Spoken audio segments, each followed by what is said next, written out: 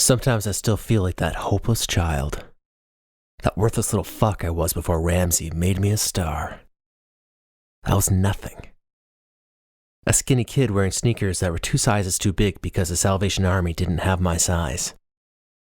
Always wearing that stupid yellow t-shirt that hung over my ripped jean shorts. I could hardly blame my mother for not loving me. When I picture that 12-year-old loser, it still makes me cringe. Don't get me wrong, my mother wasn't perfect. When I think of her, I picture her in the corner of our garbage-filled apartment with a needle in her arm. Sometimes she had boyfriends that gave her money, and they're always surprised to see me, leaving after an hour or so. I called her by her name, Susan, because she said I always sounded stupid when I said mommy. I was stupid. Sometimes the police would come and Susan would be taken away screaming. She always yelled at me and said it was my fault. It probably was. A nice lady that spoke to me like I was a puppy would be there and I would leave with her. She knew I wouldn't leave without my guitar. I left the apartment holding her hand, dragging it to my temporary home. My father, a musician, gave me that guitar. I didn't remember him much, but as a kid I thought the world of him. I figured when he got out of jail, I'd show him the songs that I made with that very same guitar, a Gibson. I had to steal it from a pawn shop more than once after Susan sold it to the creep that ran it. That was the reason the police came the last time, so really, it was my fault. Susan said she needed money for her medicine. She also said I could burn in hell. That was the last I ever heard from her. The nice lady who treated me like a puppy stopped working at the house where I was living. She never said goodbye, and I always wondered if she hated my guts. Probably. Over the next 3 years, I would move around. I never had friends, except Kevin Robson. He was an old guy that gave me music lessons for free. Mr. Robson, as I would call him, was the closest person to me. He would always say the same thing when I walked into his recording studio with all the buttons and machines. "Did they let you out of your cage?" He sounded mean, but he wasn't. And I would roll my eyes. He would usually shake my shoulder and say something about me being skinny and not eating enough. Then he'd give me a few bucks to get us some burgers at DeLallo across the street. I would leave my Gibson guitar when I left. Mr. Robson was the only person I trusted with it. I didn't have to ask him what he wanted. I knew. It was always the same routine. Mr. Robson would give me $10 and make a point of telling me to bring the change back. I always laughed at his jokes even though he wasn't funny. Partly because he was old and I wanted to be respectful. I liked him. I never knew why he was so kind to me. Perhaps he took pity on the pathetic loser I was. Mr. Robson worked as a sound man at the old theater where all the popular bands played. We were never allowed to eat our DeLallo burgers near all the fancy machines, so we would sit in the little red seats and look at the stage while we ate. It was a magical place. It looked so different during the day before people poured in and fake smoke and colored lights filled the stage.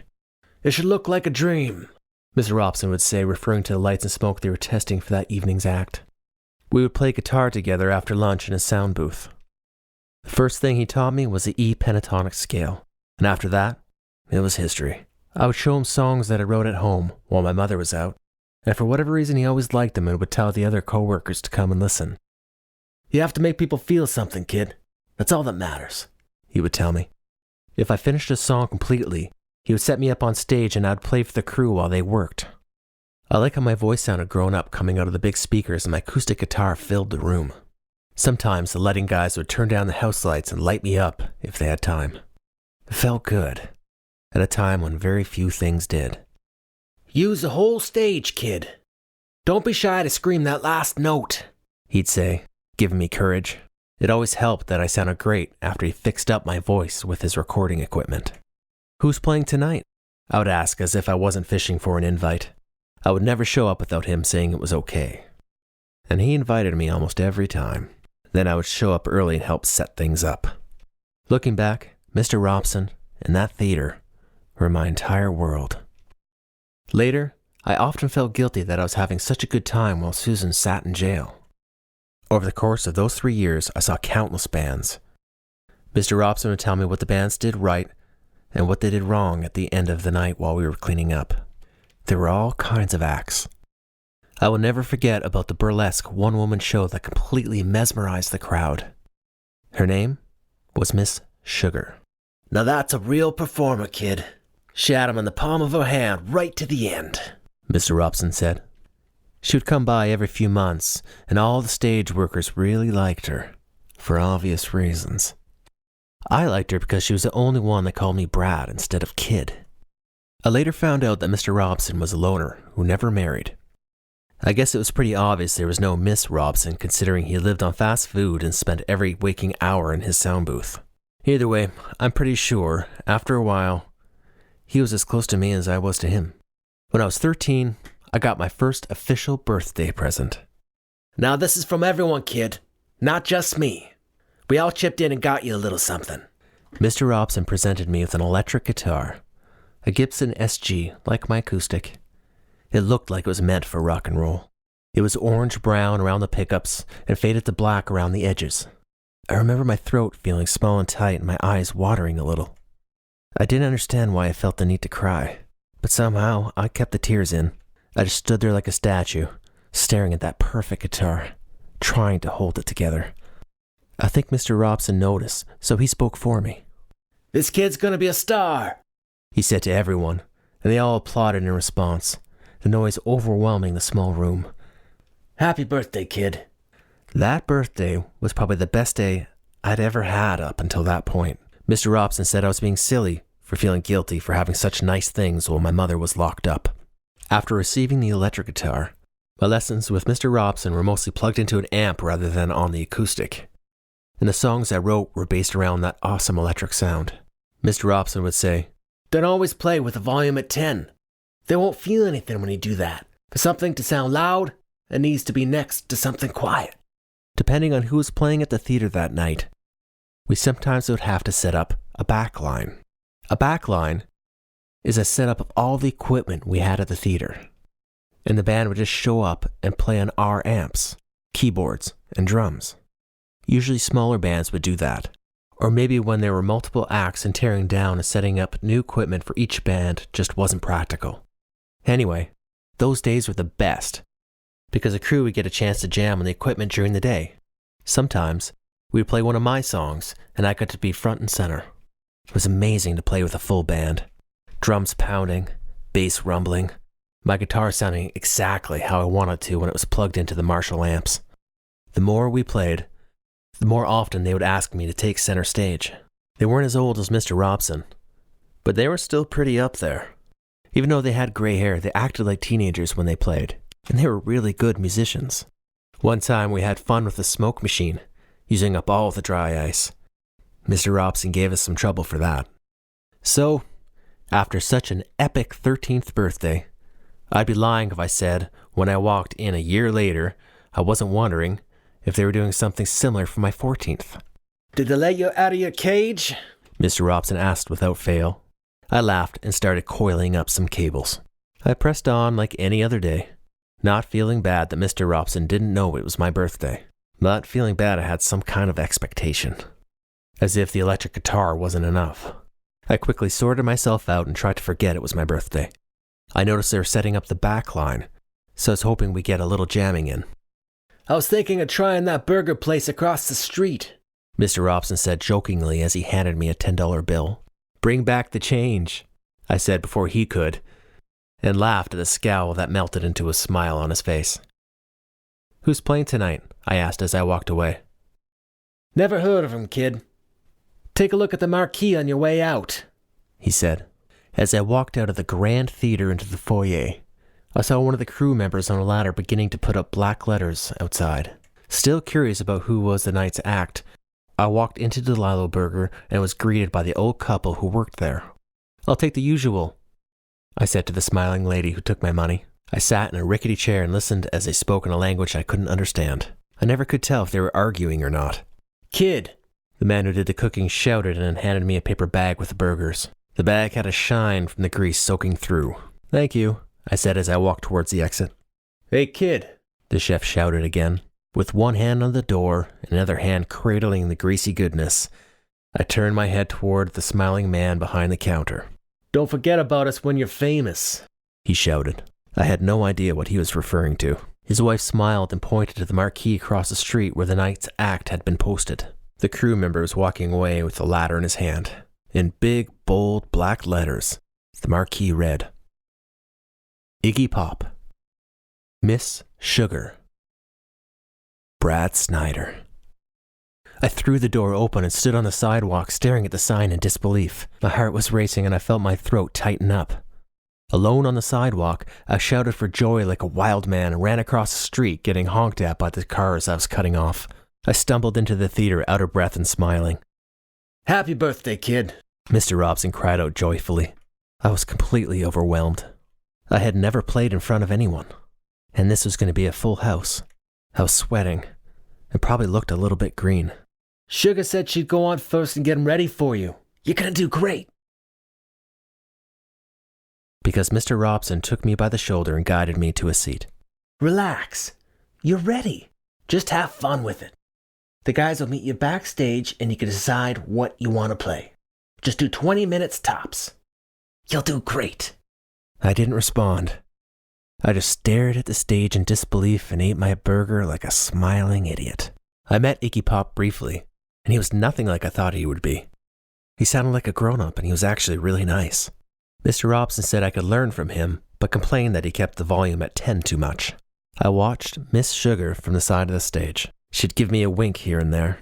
I had a crush on her, even though she was twice my age, and I think she knew it. I wondered why so many fans would want to watch a show from the side of the stage. The sound was awful. I tried to poke my head out to see if I could see Mr. Robson, but the lights were so blinding, making it impossible. "Ladies and gentlemen," Miss Sugar said in her sultry voice, "it is with great pleasure that I announce the next act. I have a feeling that one day you will all be able to brag that on June 7th, opening for Iggy Pop, you saw this young man's performance here in this theater. This boy's going to be a star, and we all witnessed it, where it all started. Right now, on this stage before you. Ladies and gentlemen, Brad Snyder." The crowd applauded politely as Sugar strutted off the stage carrying her clothes. A large feather boa wrapped around her neck and pasties on her nipples. She leaned over, and in an airy voice she spoke into my ear. "Don't forget to have fun, Bradley." A stagehand handed me my Gibson SG, and I walked to the mic with a fraction of the confidence Miss Sugar walked off with. I kept on trying to see Mr. Robson, but the lights were just too powerful. The applause had fizzled out and the room was dead quiet. I plugged in my guitar and it made a crackle that filled the room. I remembered Mr. Robson's lesson about looking confident. The microphone gave some feedback as my lips got close. The band looked like soldiers holding for my command. Mr. Robson said it's best just to get playing when you walk out, so I counted off and we slammed into action. I can barely remember that first show. I do remember that I could barely figure out what side of the guitar to hold when I first stepped onto the stage, but somehow, after I played the first note, I glided right along. It was a perfect escape. I felt love. Mr. Robson may have been my only friend, but at that first show I felt like everyone in the theater were my friends. I wasn't a stupid kid with big sneakers that screwed up everything. I was something different. That's when it started for me. That's the day I was born. When the house lights came on at the end of my last song and I said thank you and good night, I spotted Mr. Robson at his sound booth. He was smiling and waving his hands in the air. Seeing him so proud of me is one of my nicest memories. Over the next year and a half, I played the theater often, and sometimes I would play other venues in town with Miss Sugar. She always looked out for me and I could tell she wanted me to do well. It was she who got in touch with Ramsey Records. At 17, I was actually making some money. It wasn't much, but at least I could pay for the Delalo burgers sometimes. Sugar would always give me a few bucks at the end of the show. Mr. Robson said that more people were there to see me, and that's why I played last. For some reason, he didn't seem so sweet on Sugar anymore.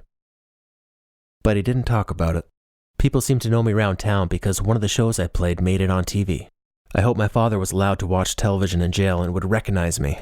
I wasn't spending much time in foster homes anymore because I would get in trouble for coming in so late after shows. But I had some friends in the city that would let me sleep on their couch. More often than not, I would sleep in the theater in the backstage area. Mr. Robson pretended he didn't know I did that. It was a rainy winter evening when Sugar introduced me to Ronald. That night, I said goodnight to the crowd and smiled at Mr. Robson in the sound booth, who was clapping and waving his hands as enthusiastically as ever. I walked off the stage and Sugar greeted me with a funny smile. "There's someone I would like you to meet, Brad." I followed her backstage and out the back door into the alley behind the theater. The cold winter black rain made everything dark, and there was a black limo with tinted windows parked in front of us. Sugar opened the door to the limo and slid in, motioning me to follow her. "Ronald, darling, how are you?" Sugar spoke differently than usual as she addressed a large man sitting across from us. Ronald didn't look at Sugar. His eyes stayed on me. He looked at me like he and I were aware of some kind of amusing secret. I smiled and nodded as if I was agreeing to something, but the truth is I had no idea what was going on. "Brad, look, I'm hearing good things, and I like what I saw tonight. I'm willing to work with you. How old are you?" 17, I answered. Ronald smiled. "Do you know who I am?" "No," I answered truthfully. "My name is Ronald Ramsey. I own Ramsey Records, and I can make you a star. With your talent, I can see big things, huge things. But, look, it won't be easy. It'll be work, hard work. Are you willing to work for me?" I looked at Sugar, who was nodding yes and motioning for me to answer Ronald. "Yes," I answered. "There's nothing wrong with playing these small clubs. You can have fun with that for now. But what I'm talking about is making you an international star. I can't do it for you, Brad. At the end of the day, you have to put your heart into it. There'll be times when it's hard and you'll be tired. There'll be times when you might want to give up. And I need to know that you won't give up on me if I'm going to invest in you. I need to know I can trust you. You're not a quitter. Are you, Brad?" "No." "What about drugs? Do you do drugs?" "No." "Drink?" "No." "Look, I'm not trying to scare you, kid. You have talent. I'm not worried about that. It's clear you have something special. I just need to know you won't let me down." Ronald leaned forward so I could hear him better. He had a shock of blonde hair and a chubby red face. He was smiling, but it was hard to tell if he was happy or angry. He was a large man, and I thought about how it must have been hard for him to get in and out of this limousine. Ronald kept his gaze on me, nodding his head up and down like he was having a conversation in his own mind about me. "I won't quit playing, Mr. Ramsey," I told him, still taken back by all this. "Ronald. Call me Ronald." "Ronald, this is all I want to do. I have a ton of material no one even knows about, and he cut me off. "Come to the office tomorrow. We'll talk about it more." I took the business card that he was holding out for me and stepped into the cold winter rain. I gave Sugar a nod as she lit a cigarette and gave me a wink, and I closed the heavy black limousine door. I walked away from the car, barely noticing the awful weather. My leather jacket open and my long hair soaked and sticking to my face. I needed to go for a walk before I went back into the old theater. I needed for everything that just happened to sink in. I walked into the night, smiling. I knew that this was the beginning of the rest of my life. Fast forward to today, and I'm sweating nervously on a turbulent flight from Austin to Los Angeles. I'm 27 years old and nothing like that kid with those cheap sneakers and that secondhand t-shirt. Ronald kept his promise. He had made me a star. Over the past 10 years since that fateful day in Ronald's black limousine, I've been on countless flights. And even though the pills they gave me keep my anxiety under control, I just can't get used to flying. I had never been on a plane until I signed with Ramsey Records. So who would have known I had such a fear? It's probably the only complaint Ramsey Records can make about me. For example, I'm pretty sure most musicians wouldn't be putting up with the shit I'm going through right now. I try to be the nice guy and play along with the games they play with the media. And so, when they asked me to fly down to Austin to do a duet with Lindsay Wilder, I obliged. Lindsay is a young starlet on Ramsey Records who is supposed to be my on-again, off-again girlfriend. It's all a ruse. Everything's a fucking ruse these days. One time, on another flight, I sat next to one of Ramsey's henchmen who had too much to drink. She told me my entire working life has been mapped out. If it looked like I cheated on Lindsay, or got in a fight with a security guard, or even got arrested, it was all for show. Everything is planned just to keep the right amount of exposure and intrigue. The duet I did with Lindsay was lame. She wasn't even there. She recorded her parts last week. I'm sure they'll do some kind of photo trickery to make it look like we were both in the studio having a ball. Other than that, and flying, I don't have any other major complaints. I don't agree with most of what the record company does, but being a rock star is pretty good work if you can get it. It didn't feel like that long ago when I didn't have my own bed, and now I have a house in the hills, with a pool, and everything else you could imagine. Funnily enough, after a decade, Mr. Robson is still my only real friend. He still complains that I don't eat enough, and he still makes the same old jokes right on cue every time I see him. I just wish I saw him more often. With all the recording, touring, photo shoots, and interviews, I barely have time. You would think with all the fake show business stuff, I would have lost my passion for music.